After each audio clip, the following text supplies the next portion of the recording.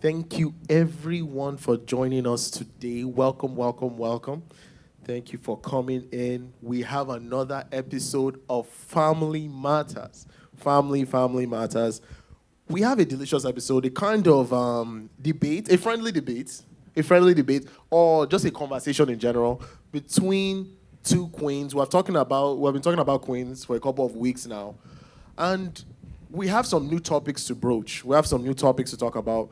But before we get started, please go ahead, share this video. Let's get the people in, because this one will be impactful.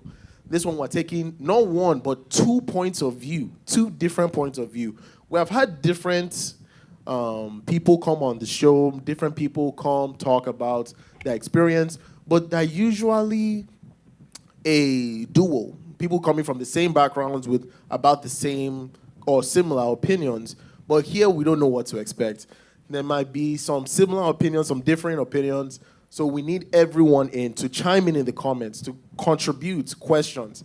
Because today we're talking about queens. We're talking about young and older queens. But before we get started, before we get into it, we need the people in. We need people to go ahead and join us. So while everyone is coming in, I turn to our guests. Ladies, thank you so much for being here today with us. Please, we have Sister Mary, we have Sister May. Please, let's start with you, Sister May, please. Can you introduce yourself to the audience at home, to people that might not know us? Introduce yourself. Let's know you. Okay, my name is Mary Ama. I'm a mother of 3. I'm a life coach. I'm an insurance agent. And I'm a realtor. At the same time, I'm a teens teacher. I teach teens. That's who I am. You're welcome to the show. Wow. Just from that description alone, we know we have a depth of knowledge to dig into. So you teach teenagers already, a life coach as well. Yes, I'm a life coach. That is amazing. Just as you said that, we need to also turn to this person as well to see who we are going to be talking to today. So Mary, introduce yourself. My name is Mary Ukiri. I am a junior at UNT Dallas. That's the University of Texas at Dallas. I study accounting. I am also the founder of the Adro M. Ukiri International Scholarship Fund. Of course. And I am a full-time accounts payable specialist at a company named Associa. So I work in accounting. Of course. That is amazing. That is amazing. And thank you both for introducing yourselves. As both of you already know, we've been talking about Queens for a couple of weeks now. We've had our Queens celebration, but today we're going to get into new land. But as more people are coming in, please share. I've already shared. Go ahead and share the video. Let people come in so we can ask the questions. We can get started here. As we're getting into that, as people are coming in, first, what would both of you describe as a queen? And also, how does one become a queen? In your own words. We have talked about this before, but let's get your own opinions on that separately. Okay. First of all, I want to use Proverbs 31:10 as a yardstick to a queen. A queen is one that goes to the forefront of the family. A queen is the one that defends the family no matter the situation. A queen is not afraid to go to the forefront, defend the husband and the children. A queen is like a teacher. A queen is a counselor. A queen is a director. A queen is a motivator. A queen is everything you can think of to make a family comfortable. Wow. Mary, what do you think about that as well? Since she so perfectly covered the direction of kind of in a family, I'm going to cover, for people that are not married yet, for like myself or younger women. I think a queen for my age group would be someone that really understands what they want out of life, someone that understands her purpose on this planet. And you can't really do that without consulting God first, asking because there's so many directions you can turn to as a young woman. So a queen would be someone that's truly, I would say, in link with who she's supposed to be, what she's supposed to give to this planet, what she wants from a partner, what she wants from her friends around her, what she wants out of life, from a job or even from the home, like she said. Okay, wow. Two different points of view, but I believe in the same vein. Very interesting. And now, as more people are joining in, of course, I want to start us with our first topic. First, what is the role of a queen? And from your different points of view, do you believe it has changed over the years? Okay, like the saying goes, they say the game is the same. It's just the players that changes. Wow. Queens never change. It might be modified, Okay. but it never changes. It never changes. A queen is always a queen. A queen, a queen is demanded to do the right thing. There are no different kinds of queens, but there are queens that don't really think. Just like in the case of Esther and the king, the queen refused to come and see the husband, which was demanded of her. Okay. And thereby the husband now pushed her out and married Esther. Okay. You don't. When you are a queen, you have a responsibility. You have something that God has put in your hand for it to grow. It might not be what it used to be, where they say queens sit at home to train the kids. These days, queens go to work. These days, queens have career. But you don't let your career define who you are. You don't let your career take over your responsibility as a queen. Okay. Mary? I agree with her in a lot of senses that the role of a queen never really changes. Over time, it pretty much stays the same in terms of identity, in terms of the pursuit of God. If anything, I would say is really expectations that have changed. Like she said, there was a time that women were not really expected to do anything but stay at home and fend for kids, but stay at home and support the husband. But I would say now it has become more admirable for a woman to pursue what she wants out of life, career-wise, especially education-wise. So that's the only thing I would say. The expectations are, it's more admirable for a woman to be considered independent now, to not need to depend on a man, to be able to fend for herself, to know what she is worth, to know what her education is worth, to know what her career is worth. So I would say that the expectations are different, but the roles remain the same, like she said. Okay, that's a fair point. And one other question I would have on that same topic is, so do you believe the role of a queen has gotten easier for you? Sister Mary, I'm a queen. Yes, both Marys. Okay, Mary Ann. Yes. So would you say it was easier becoming a queen now, or do you believe it's gotten harder these days? Actually, I wouldn't say it has gotten harder, neither has it gotten easier. It depends on the angle you're coming from. Okay. You know, those days, queens sat at home, take care of the kids. These days, queens go to work, and they still take care of the kids. Okay. But the understanding of the king is what makes it easier. Those days, the king goes to work, and the queen stay at home. These days, both the kings and the queen go to work. But when the king understands that this queen is tired and needs to be helped, that makes it easier for the queen. When the king understands that this, my wife, my queen, my precious stone, is not feeling good and need to be helped, even if she's lying down, and the king says, oh, I'm going to do something good for you. Okay. It makes it easier. But when you leave everything for the queen is human. The queen has got emotions. Okay. The queen is not stone, neither is the queen wood. It's going to hurt the queen. So queens are meant to be pampered and treated the way they're supposed to be treated, and that makes it easier on them. Okay. That's that. And yeah, I see you nodding along. Do you also agree that it has it's not harder, it's not easier, it's just different? I agree with what she was saying, but I'm going to come from the perspective of someone that doesn't have a king.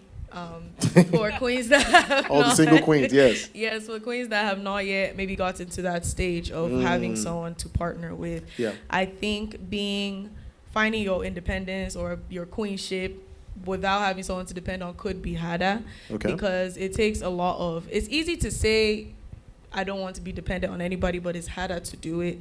It's harder to be independent. Yeah. So because that requires you to really find yourself, find what, like I said before, find your purpose, find God, to just kind of see where you place in life. So it could be harder than just saying, oh, I'm dependent on this person, because you're really paving the way for yourself. So I think it's harder, but from the perspective she said, it's about the same. So I agree with that. Okay. And we touched on kings just now. Let's dig in there more. Because right now, with our society today, people are getting married a bit older than before. People are waiting, like we talked about, to start careers. How important is it to find a king, to settle down, to find that partner? How important is it? Oh, it's very important, but it depends on what the queen wants. Okay. Some queen want to be independent before they get married. Some queen want to make money before they get married. Okay. Some want girls they want to get married and start making money in their husband's houses. But for you to find a king, you need to go to the King of Kings. You need to go on your knees and ask God to give you the right partner. It's easier to do the will of God. It's easier for God to give you his perfect will than his permissive will. You know, some people will like, God, just give me anything, I'll go with it. Marriage is not what we see. Marriage is not the wedding we see out there. Marriage is work. You need work to be married. And for you to do that, you need to go to the King of Kings and go on your knees and ask God for direction. It's very important to get a life partner. That's my understanding and my opinion. Very good. Because the Bible said two cannot work together except they agree. It depends on how you understand that too. I understand it because in a way that it takes a husband or wife to work together in agreement. And where two or three are gathered in his name, he is in their midst. I also take it to be when you and your husband are gathered, he is in their midst. It might not be what others believe it is, but that is what I think it is. When I pray and I call on God, I say, we are gathering together. You say we are two or three gathered in their name. You are in their midst. We want you to do this. And when you are in agreement with your husband, the Bible said, things happen. When two of you ask for anything in his name, he is going to do it. So it's very important to get married. Not just by prayers, but also conversation, also trust. Who do you trust? These days, we don't know who are our friends. Your friends might be envious of you and you don't even know it. Your friends might laugh with you, but in their heart, they're angry. Some husbands do, but a Christian husband, a child that is a child of God, that has the fear of God, will not do that. And that is the kind of husband we are looking for. Okay. Mary, what do you say to that? I agree with what she's saying. Okay. As someone that is not married, that's not partnered, I still believe that partnership is very important. I can't speak too much on the experience because, like I said, I've not experienced it, but it's something that I think is worth looking forward to as a queen. I think the idea of having a healthy partnership, especially when partnered with children, it kind of brings up the conversation of wanting to have a king to also fend for your children with you. Yes. So I think partnership is very important for a queen. We've seen a lot of queens that are able to make it without that partnership. So it's very debatable, but I personally think that it's something that is worth looking forward to as a queen. Definitely something you have to find. Awesome. Before we continue, I want to say thank you to everyone for joining us. Please like, share, comment, leave your questions down below. For those that are just joining in on the conversation, what we're doing today is something a bit different. We've been talking about queens, and today we want to get it from two different points of view. From young queens and older queens, we wanted to see where the differences may be, where the similarities are, and to kind of nail down what the true role, meaning, and everything around being a queen entails. So, first, hello, of course, everybody. Thank you for joining us. Jolivia Food Services says, welcome. Beautiful combo. Thank you so much. Apostle Ese Erus says, glory to God. Thank you so much for joining us, sir. The true host of this show. Thank you, sir. And let's talk a bit about something we just mentioned as well. Careers. Is it important to nail down this career before chasing a king, before focusing on family? do any of them have precedence over the other when it comes to being truly a queen? I think it's very debatable, and it's not one for all type of thing. But I personally believe that it's important to at least have your career or your what you're here, your purpose kind of settled before chasing for a queen, because that's what I believe I do personally. I'm kind of the person that's very focused in my education, my job, my career before looking out for a partner. And I've been advised that way. I think I've been brought up that way by women around me, saying before you start looking for marriage, before you start looking for a man, make sure you have done this, you have achieved this and this, because once you start a family, it's not all about you anymore. That's what I've been made to understand. It's not all about your own goals or your own career. It's also about your children, about your husband. So if there's a place that you see yourself wanting to be, also in God as well, with your relationship with God, it's important to focus on that first and then branch out and look for a king, a partner. So you're saying for you personally, career takes precedence over... Yes. Very interesting, very interesting. Susanne? Okay, I wouldn't say career takes precedence. It depends. It depends. If the king finds you before the career starts and you want the king, you go for it. You can still stay in the king's house and build your career. But while you're still waiting for the king to find you and you want to continue with your career, why not? Because it's very good for a woman to have something to do. You don't just go to a king's house and sit down idle. No longer, these days are no longer the days where you sit idle. You need to get something doing. But peradventure, it happened before you find the king. Fine. It happened after you found the king. It really doesn't matter. All we want is have something doing. It is important. And that's a fair point. And this is a situation for some people. You have a career, you have built something, you find a king, but being in that situation, being with that king could take away from the career. So which one takes precedence then? Do you still have to go down the family route to be a queen, or can you still pursue your career before and find a different king, I suppose? Okay. Go ahead. Anyone, go ahead. And that's what I was going to, as much as what she said is also correct, there's also another side to where it's a king in your life is also kind of a distraction sometimes from what you have. And I'm speaking like just for people, especially for my age, the 20s, early 20s, where you're trying to figure out school and figure out work and figure out who you are as a person. Sometimes having a male presence is very distracting because, you're trying to figure out this guy as well. You're trying to carry him along with your life. You're trying to see where we're going down the line.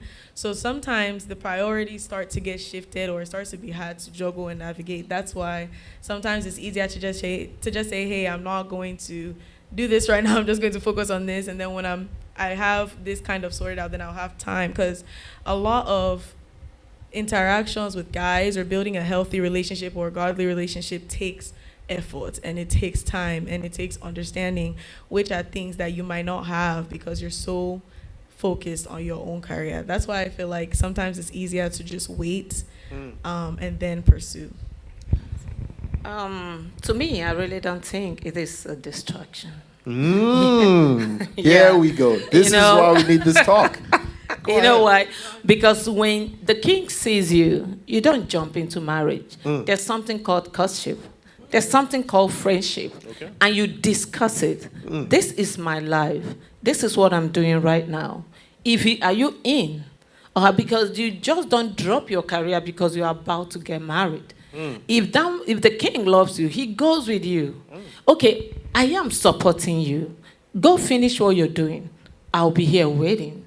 Okay. When you are done, we'll continue. Or we can still continue while you're still doing what you're doing. By talking to the king. Because as a young lady, men will come. If you're talking of distraction, you're going to be distracted. Because a lot of them are going to be there. You're pretty. You're in school. You're God-fearing. Whether you're God-fearing or not, it doesn't stop men from coming. They are going to be there. You're going to be distracted. But when you have a king, you're focused on one. And all of them shift because there is somebody there. Filling that gap. While you are still focusing on your career. two similar but different points of view. Please, ladies and gentlemen, thank you again for joining us.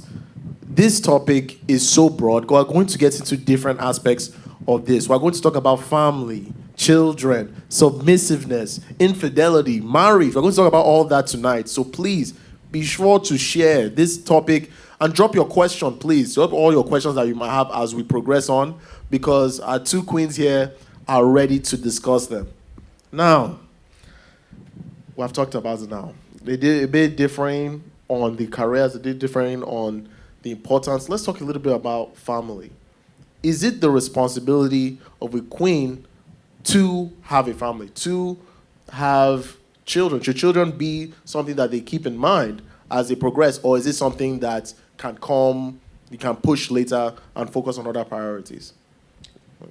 Okay, just like I said before, when you're in a relationship, you discuss. Are we going to have kids immediately after marriage? Okay. Or are we going to wait 2-3 years? Sometimes it doesn't happen. Okay. I've seen people that say, oh, we are going to wait 3 years, we are going to have one. Less than 6 months down the road, they are pregnant. And they're like, oh, we didn't plan it. But you didn't plan it, you should have been careful before in the first place. But that's not where we are. It is called discussion. There's something called discussion. There's something called, let us have a conversation about how we want to run our family. Do we need to have so and so amount in our account before we start thinking of bringing kids into this world? What is our priority before we start producing kids? How many kids are we planning to have? These are things we talk about before we step into marriage. And I don't think that is a kids are distraction to marriages, no. But it depends on what you and your king have decided to do. Okay. It is not one size fits all stuff sort of thing. Okay, that's fair enough. That's fair enough. I agree with that completely. I think you said, is it the responsibility of the woman alone? Like she said, it's both. I definitely believe the family unit is not just made for only her, but it's also both. So like she said, the discussions concerning children, concerning when to have children or how we're going to do it, how much we want to have, how we're going to do our day-to-day concerning having kids and taking care of ourselves, I think that is definitely a partnership. So the family unit as a whole should be both. Should be both. That's fantastic. It should be both. Both people should be working together. And in that same vein, what in a relationship, in this courtship, should queens be looking for in a partner? Where are the priorities in looking for a relationship, for courtship, that can lead to sacrifice? Because as you mentioned, if a king truly cares, he would let you go and pursue and then come back. But that's also a sacrifice on his part. How much does a queen have to sacrifice in a relationship as well? If that makes sense.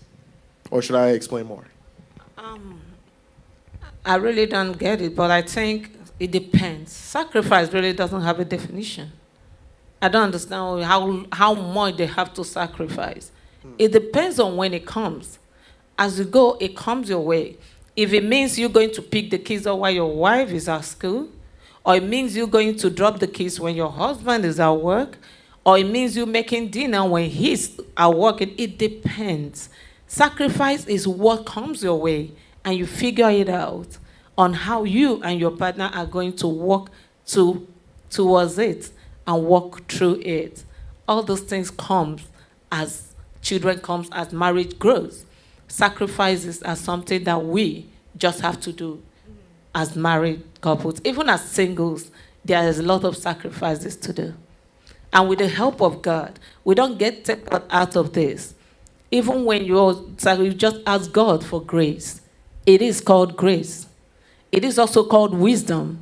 The Bible says wisdom is the principal thing. In this marriage, when you get everything you have to get, the Bible says get wisdom and understanding. We need it to run this race called marriage. We need wisdom. We need understanding. We need sacrifice. We need selflessness to go into the stuff we call marriage. I agree with that. Before I answer, I want you to repeat the question since it was a bit like... Yeah, convoluted. Yeah. The question being, in a relationship, is there a certain quality, a certain thing that should not be sacrificed. When looking for a particular king relationship, it's easy to go in with, okay, this is why I can produce, this is why I can provide in this relationship. Is there something that should not be sacrificed, cannot be sacrificed, or is everything on the table depending on the person? If you had to ask me, I would say it's more two things for me right now. You shouldn't sacrifice a relationship with God. If the person that you're with or you're trying to pursue is making you do things that you don't think you should be doing if you were pursuing God, if it's against, just changing your beliefs to fit what someone else wants you to do, and it doesn't rhyme with who you know God as or what you know God needs you to do, I think that's a non-negotiable. And I think the second thing you shouldn't sacrifice is your identity. Going off of just testimonies, it seems that people can easily lose their identities in a marriage or a serious relationship. It's easy to lose who you are as a person or as a woman. It's easy to just, give that up for who you're with. So I think that it's really important to make sure that you know who you are, and your identity comes from God himself. So it kind of goes line in line with what I just said. Your identity, who God has made you to be, is not something you should sacrifice. That's true. That's amazing. That is a very fair point of view. And on that same note, Apostle Essie has a question for you both. At what point should a queen consider accepting a king into her life? Okay, I think I'll go. At what point should a queen consider accepting a king into her life? Yes. At the point you think you're ready for it, you need to be ready. You need to be mentally ready. You need to be physically ready. You need to be emotionally ready. Just like I said before, marriage is enjoyable. At the same time, it's sacrifice. At the same time, there's an age you get to, you're ready, whether physically or emotionally. There's a particular age, you get to, you're like, you know what? It's time to do this. But when you're in these 20s and you think you're emotionally ready, physically, emotionally, mentally, then you go for it. At the same time, you go on your knees and talk to your Heavenly Father. Daddy, is this what you want me to do? God, I need your help. I need your grace. There's nothing we do in this world without the grace of God. Whatever you're doing that you don't put God first, that thing is going to fumble. It's not going to work. But when you put God first, I say, God, this is what you said we should do. It is what you created. I am going into this. Do I? Trust me, when you ask God questions, he answers you. And when he says go, you go. Okay. And on that same point, of course, Mary, you have your own chance to answer that same question. We have seen so many relationships where people get married at young ages, 18, 20, 21. Is it something that is wrong? Is that something that they should go against if they're not fully, like you said, mentally, physically prepared, Or is it something that it can also work? 18 years is quite early to me. Too early? It's too early. A child that's going to marriage 18 years is still a baby. The child is not mentally ready. Mm-hmm. The child is not emotionally ready. Yes. There's no 18-year-old that's emotionally and mentally ready for marriage. That's, to me, It is too early. Okay. But some people do it. Yes. In the olden days, they married at 16. It wasn't because they were mentally ready or emotionally ready. Some of them were pushed into it by their parents because they are grown. Some people still do it. But to me, the child is not ready. That's just it. And putting marriage aside on the back burner for a little bit, what about dating, relationships? Is it too early? We've seen how many people meet their spouses in college and some in high school. Is that something that they should avoid? Should they wait for more maturity, or is it something they should go into? At 18 years, no. That is, to me, my understanding. At 18, you are not physically or emotionally. You might be physically ready, as in the physique is there. You think you're grown because you're a woman, you've got those futures. Or a man, you've got the futures. But at 18, you're not ready for the burden of marriage. No. You might be ready. You might think you're ready because you have a boyfriend. Boyfriend and girlfriendship, in quotes, is different from marriage. These are two different things. When you get into marriage, it is work. When you are doing boyfriend, girlfriend, you can dump your boyfriend and move on. You don't dump your wife and move on unless you want a divorce. So you are there to work. And by God's grace, well, but at 18, when I talk to 18 years old, as I teach my teens, you find out that they are not matured enough for a lot of things, not to talk of marriage. You need to still lead them day by day on what they need to understand about themselves. They need to find themselves. They need to find who they are before they step into marriage. So they can, 18, let's also include 19, 20, let's say up to 22. So this age range, they could find a king, but they should not pursue that next step of marriage. They don't even know if he's a king yet. I see Mary bobbing her head as well. Okay. Go ahead. They don't even know if he's a king yet. It might just be a friend. Okay. It might just be a friend. I don't see anything wrong with just having a friend and say, how are you? Hi. God created them male and female. When you have a guy as a friend, it doesn't mean you're going to go to bed with a guy. You can't have a guy as a friend. I don't support girls at 18 having sex. I'm sorry, that is my belief. Okay. And I'm not apologizing for that. Okay. Yeah. Because they don't even know what they're doing. When you grow and you know what you're doing, they are just trying to fantasize with what they watch on TV or their emotions. Their emotions are boiling. Their emotions are on fire. And that is why they're experimenting. Not because they know what they're doing. They're just trying to experiment. Okay. But with direction and proper teaching, they will know the right thing to do. Okay. And for you, Mary, do you want me to read the original question again, or anyone that? Because now you've asked like 4, so anyone three that questions. To start from. I'm sorry, ladies and gentlemen. This topic is very, very hot. I'm sorry. Don't worry. Those questions still apply for you. For you, Mary, is there a certain point that a queen should let a king into her life? That's the original question. I think I'll agree with her and say when she's ready. But the problem is, like you said, with the age thing and the life thing, knowing when that is, or thinking you're ready and then you're really not. And I think the solution to that would just be asking God. I think it's something that me and a bunch of my mates do, is more of like, are we ready? Is this the time? Or are we missing an opportunity? Or is this, it's really hard to really navigate, because you would think you're ready. And then there are people that will tell you, oh yeah, I dedicated my time to my career. And when I was done, I felt like I should have taken all the opportunities that passed me by. And then there's regret. So there's no real way to know if you're ready except just praying and asking God about it and just watching the signs that unroll after that.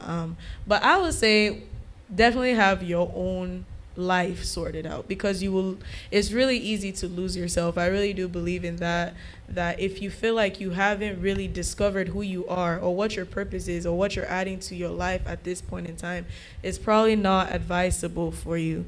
And like you said, there have been a lot of people around that are married, that seems to us as early or late, but it's just probably they feel like if you ask them, they would say that they were ready and they knew and they wanted to take that opportunity. Because I know a lot of my mates that are married and with kids, actually with 2 or 3 kids, very, very, into it deep, but you would see them and say they might be too young. So that's why it's really hard to navigate. You really just need to pray and see what God has to say.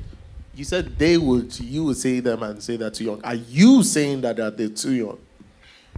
Personally, I think it's too young, but that's going off of my life. Okay. I do understand that they will have another perspective. Okay. And I would say it's too young because I would never I would not get married right now. I can't even see that how that would play into my, my career and what I have planned for my life. I don't think that's my personal calling. So that's why I would think, oh no, this is too young. You want to get married at 21, 20? No, I would say that's too young.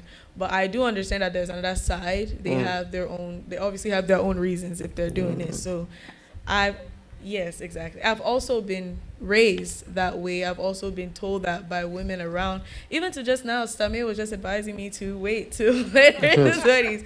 Yes. So it's also because of that. I've also been raised to believe that marriage is later on, not right now.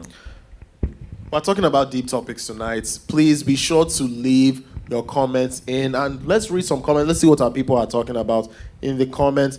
Jolivia Food Services, thank you so much. Let's see what she has to say to our queens. She says, when we're looking for a partner, careers play a big role in our compatibility, but it isn't the job that matters. A person's professional choices says a lot about their priorities, commitments, and long-term goals. Do you both? I think you both agree to that. Or? Yes. Yeah. Yes.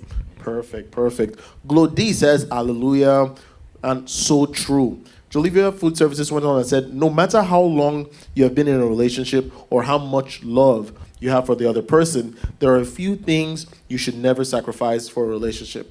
Happiness, family, support system, health, belief, self-esteem, boundaries, and so on.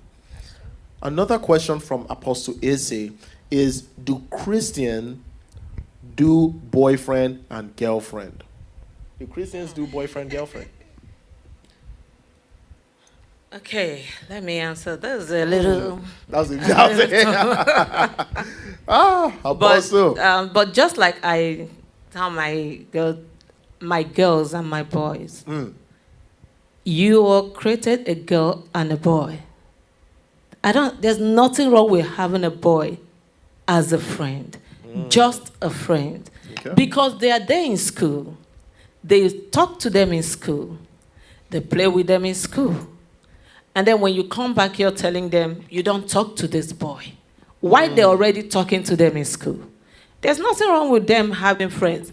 But there is something wrong with them when they start involving themselves in immoral acts. That is where the line gets drawn. That is where the problem is. There is nothing wrong with having a boy. He is a boy. When he's a boy, he's a friend.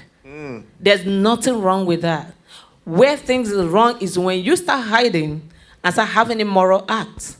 That's where the problem comes. That's where we draw the lines. And that's what we tell the girls.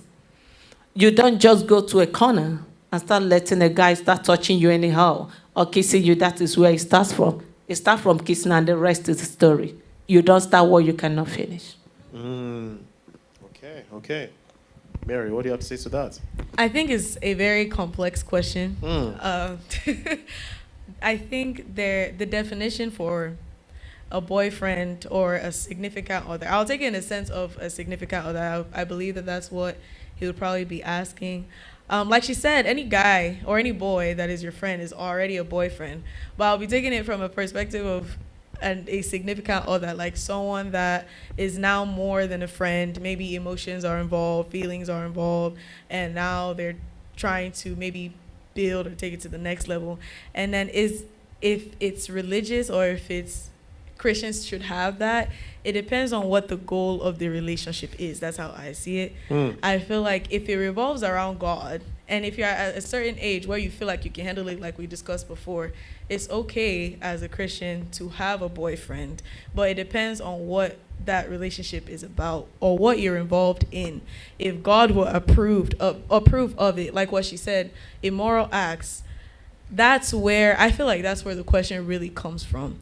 The presence of a boyfriend or a boy in your life that you're attracted to makes it easier for you to partake in immoral acts. I think that's where the problem starts from. If you don't have a boyfriend, it's much easier for you to stay away from committing those sins. So if you are in a relationship that stays pure and stays clean in a way that God will approve of, then you can build something. You can build a relationship, because like she said, courtship still happens. Courtship still needs to happen. Relationship still needs to happen for you before you marry. It should happen. So, but it has to be godly. It has to be centered around God. When it's not centered around God, then you probably should not be involved in it. That's how I see it. Okay. Please, ladies, you have sparked a bit of a debate in the comments here. Let's see what they had to say. Jolivia Food Services says, my opinion, 18 to 25 years are too young for marriage. Chairwoman, Mind My Business Ministries, says, Sister May, yes, ma'am. They fine, of course. Apostle Ese says, that is not your belief. Sex before marriage is not allowed. Yes. Chairwoman says, yes, Christians should definitely date. Jolivia Food Services says, I think it's okay as Christians to do have boyfriend and girlfriends. Chairwoman says, as a matter of fact, you should date multiple people so you can make a better choice. Dating isn't having sex. Jolivia Food Services also agrees with her, saying dating is not having sex. So on that, do you believe it is true that you should date multiple people, not having sex, but date multiple people before making a choice to make a better decision? Just like they said, dating isn't having sex, but dating can lead to sex. Dating is not having sex, yes, but dating can lead to sex. Because when we date, emotions is involved. And when emotion is involved, love comes in. And when you love someone, there's some things you want to do that you don't even, but your body is telling you to do it. I don't believe in dating too many people. I just believe in going to God and asking God, there are so many people, men around me. Please direct me to the right person. I don't believe we should date many people to make the right choices. If we are going to choose by our own strength, we will make the wrong choice. But if we choose with the help of God, we will make the right choices. So I don't believe in dating too many people to make the right choices. I just believe in going to God and saying, God, there are so many of them here. Lead me to the right one. Mary, what do you have to say about that as well? I agree with that. Definitely, I think it's dating multiple people is usually required. Yes, dating multiple people is usually how it works before you find the one. But it's very possible, like she said, to pray and find the one without having to date anyone. But like, I agree still with the person in the comment that said that dating people is not necessarily having sex with people. So that is what it should be focused on. It takes a lot of self-control. It's very much easier said than done, because like she said, when you're committed to someone, especially if you can start to envision your future with them, it's really easy to say, you know, we're going to get married someday. Why not just go ahead? Like, this is my person. This is my soulmate. I already prayed, and God sent me this person. So why do I really have to wait? You know, I want to do this. Let's just go ahead and do this. That's what the problem is. It's the involvement that it takes from you. And like she said, when you love someone, it's way easier said than done to fight that attraction to them. It's way easier to say, I won't do it, than when you're actually in the situation where you can do it, if that makes sense.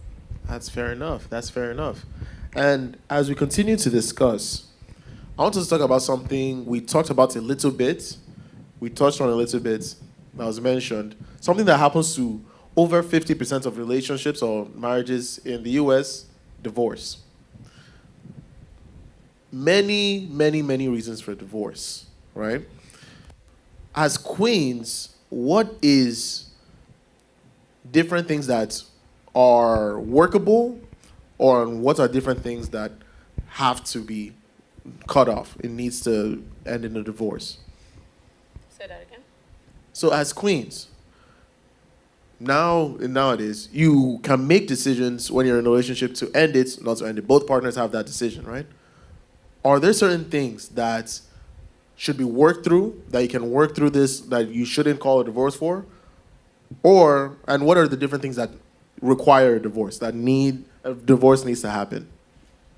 Okay, for me, I think before we get to divorce, if there are problems in the marriage, we need to sort it out. Why is this problem? What's going on? Okay. We need to sit down and figure out what's going on. But what I understand, queens, every man needs respect.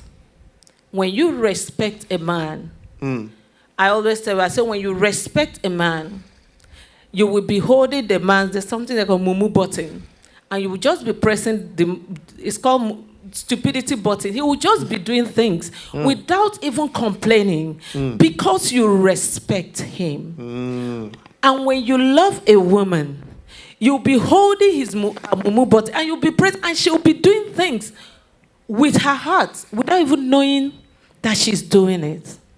How do we respect our husband? How do we treat our husband? How do we treat our kings?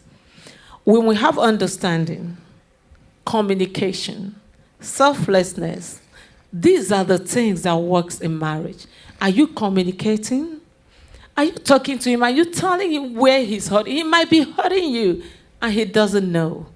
You might be hurting him and he doesn't, you don't even know. But when you respect this man, there might not be money, because most of the things that brings divorce, to me, from the books I've read, are two things: money and sex. These are most of the things that bring divorce.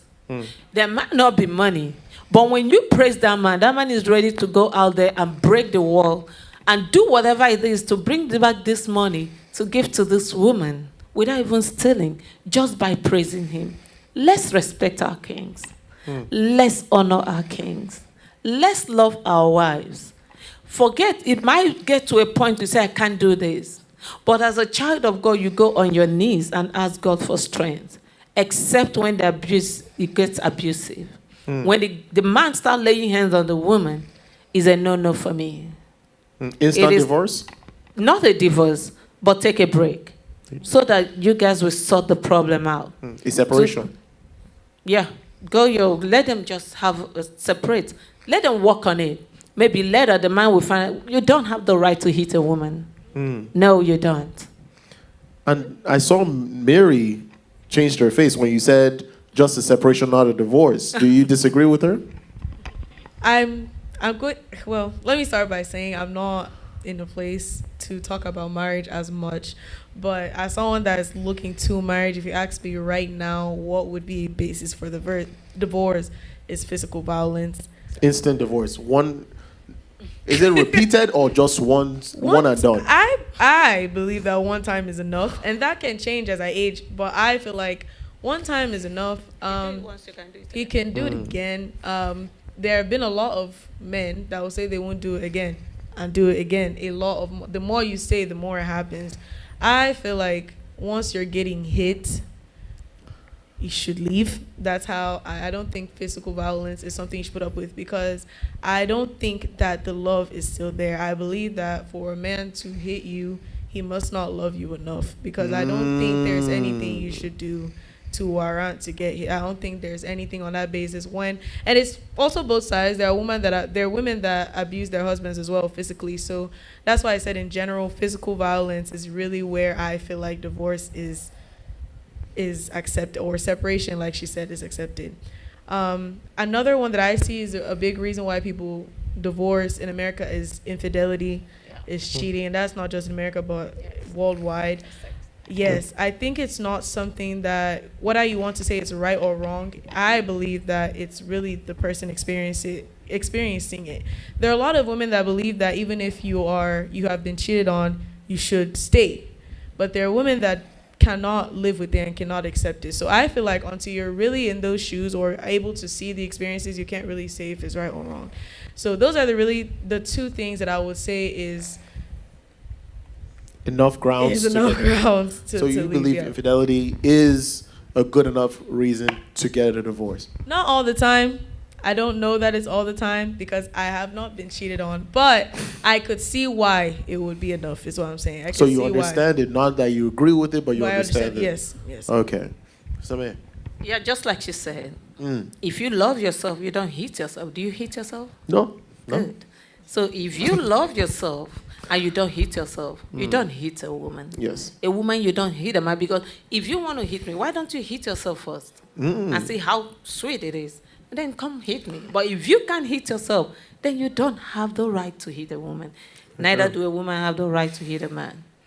As the infidelity part is a 50-50. A 50-50? Some people forgive their partners and move on. Some tell you, it's a no-no for me. If I can't cheat on you, why will you cheat on me? And they tell you it's over. Do you personally think it's a good reason? Like, No. would you support someone that wants to I think it's something you need to talk over. I think it's something you need to ask questions. Why did this happen? Did you play your role? Some women are starving their husbands of sex. And then the husband run outside, and then you're complaining of infidelity. What are you talking about? Okay. You have a question? Yes. Go ahead.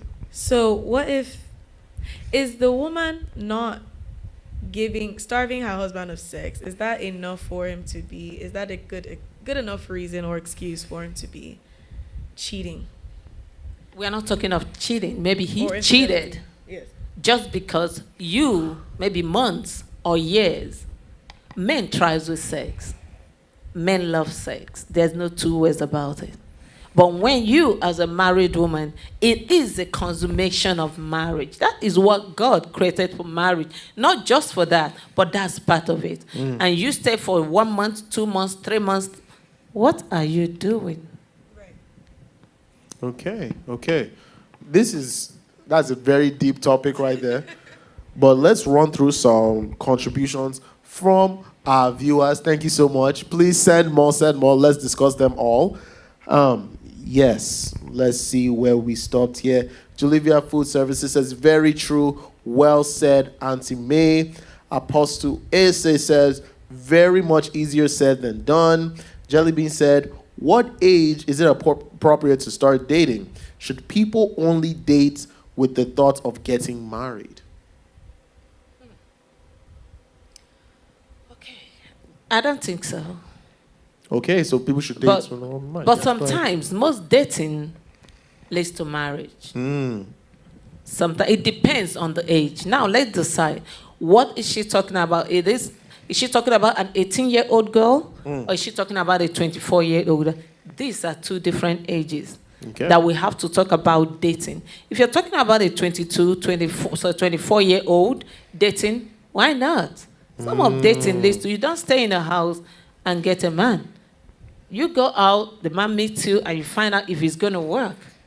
Okay. But when you're 18, I don't see what you're dating. Where are you going to? You're still going to college to figure out, find your bearing, know where you're going to, and you're dating. That's a distraction. Very understandable. Mary? I think I agree with her. I think that when you're dating, it should be with the goal of marriage. Because I only say that because if it's not, you might just be going in circles. Like you might be pursuing something that is ungodly. Like it's really easy for it to be about something else. Yeah. If you're you might not end up in marriage. It might just be for experience or for a lesson. But the goal could be, okay, do I see myself with this person long term? And if you don't, then it brings the question of why am I doing it in the first place? In terms of age, I definitely agree with that. I feel like it should be in your 20s, 22, 23, 24, like somewhere where you kind of know yourself, like we said before. So I think teenage dating might not be advisable because it's really easy for that to go sideways. It's really easy for that to be caught up in things that it should not be caught up in yet. But I think definitely your 20s might be a good time to try. Okay, fair enough. We have a couple of questions here. Pastor Obuke says, is there a perfect timeline or duration for dating so as not to allow compromise? A timeline, maybe a particular dating period calls for a year. I believe that's what he's trying to convey. Is there a particular amount of time that someone should court for so as to not allow compromise? To me, I say 6 months. 6 months. Yeah, if you can do it for 6 months or less, that's fine, because just like I said before, when love is involved, emotion is involved. Things can happen. To avoid it, you make it short and tie the knot and go inside and do whatever you want to do. That's your business. But while you're dating, the Bible says marriage is honorable and the bed undefiled. It is biblical. We are not removing from it and we are not adding to it. That is the standard of God. So you would say it's better to keep a shorter timeline to keep the purity. What would you say, Mary? I was thinking more of like years, but if I think it's as necessary. But I would say I would see myself or people that I know as well dating for more of like 2 years, 3 years, like to where we feel like we're in a place. But that might also come and be, after 6 months, like she said, or after like 8 months, you might know that, okay, now is the time. Like at the end of the day, it all boils down to God and when he is ready for you to get married. But I feel like it's also safe to court for years, to really get to know if this is to take time with that person, to not rush into anything. I've had people that are older than me tell me that as well. Like, hey, when you find a guy you like, don't rush to get married. Just wait for some years, for like a couple of years, and then see if you still want to do it after 2 to 3 years. If it's still the same, then it's real. So there are two ways. Can I say something? Yes. No matter how many years you date a guy, you can never know them. And no matter how many years you date a lady, you can never know all of her. Until you go into that house with us, when you say, oh, I didn't know you had this. With all these years, I've seen people that say we dated 5 years, and then they're married 2 years and they're divorced. Why? With all this dating, you never know them. That's another point. That's another point. So, did you want to say something? Go ahead. That's very true, but I still think at the same time, given the length of dating, there are still advantages in terms of getting to know the person that you're about to marry. I think the longer you are with them, the more you would know them compared to when it's less time, when you've really just known who they are in 6 months. So I feel like you can know more about the person the longer that you date them. I think there's still benefits to dating for years. It depends on what you want to know. What do you want to know about them? You want to know their job? You want to know their age? You want to know their attitude when they brush their teeth? Marriage is like you come in and now you're meeting this guy. You put your toothpaste on the counter and he brings the toothpaste and put it under the bed. Those are little things that you don't even know about them. So sometimes the longer might be it depends on what you want. But to me, I think the shorter the better, to avoid infidelity. To avoid messing yourself up. Not infidelity. Yes. This topic is very deep.